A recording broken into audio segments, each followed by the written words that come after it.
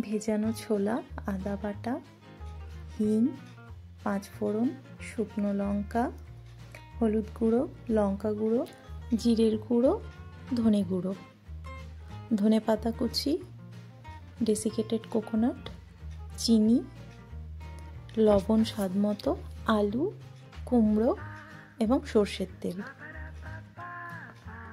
প্রথমে আমি একটা কড়াইতে কিছুটা সর্ষের তেল গরম করে নিয়েছি। তারপরে যে আমি কুমড়োগুলো ডুমডুম করে কেটে রেখেছিলাম সেইগুলো ভেজে নেব। কুমড়ো ভাজবার সময় আমি ফ্লেমটা হাই রেখেছিলাম আর আমি সামান্য লবণ দিয়ে কুমড়োটা ভেজেছি।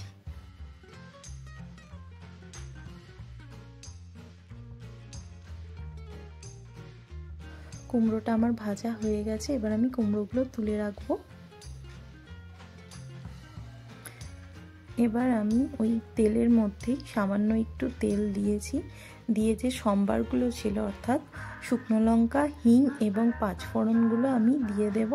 দিয়ে একটু নাড়াচাড়া করে যে আলুগুলো ছিল সেই আলুগুলো আমি এর মধ্যে দিয়ে দেব।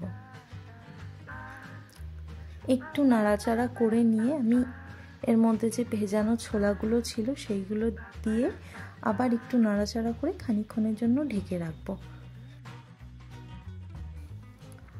ঢাকা খোলার পর আমি একটু নাড়াচাড়া করে এর মধ্যে আদা বাটা, স্বাদ অনুযায়ী লবণ, হলুদ গুঁড়ো, জিরের গুঁড়ো, ধনের গুঁড়ো এবং শুকনো লঙ্কার গুঁড়ো এর মধ্যে দিয়ে নাড়াচাড়া করে কিছুটা জল দিয়েছি যাতে আলু এবং ছোলাগুলো সেদ্ধ হয়ে যায় আর মশলাগুলোও যাতে পুড়ে না যায়। এবার আমি কিছুক্ষণ ঢাকা দিয়ে রাখলাম। ঢাকনা খোলার পর আমি দেখে নেব যে আলুটা সেদ্ধ হয়েছে কিনা এবং যে জলটা দিয়েছিলাম আমি সেই জলটাও আমি টানিয়ে নেব। জলটা আমার টেনে গেছে। এবার আমি যে কুমড়োগুলো ভেজে রেখেছিলাম সেই কুমড়োগুলো আমি এর মধ্যে দিয়ে ভালোভাবে মিশিয়ে নেব। সমস্ত উপকরণ ভালোভাবে মিশিয়ে নেওয়ার পর আমি এখানে ডেসিকেটেড কোকোনাট দিয়েছি। আপনারা এর বদলে নারকেল কোড়া দেবেন। তারপরে আমি একটু চিনি দিয়েছিলাম, দিয়ে ভালোভাবে মিশিয়ে সামান্য একটু জল দিয়ে কয়েক মিনিট ঢাকা দিয়ে রেখেছিলাম।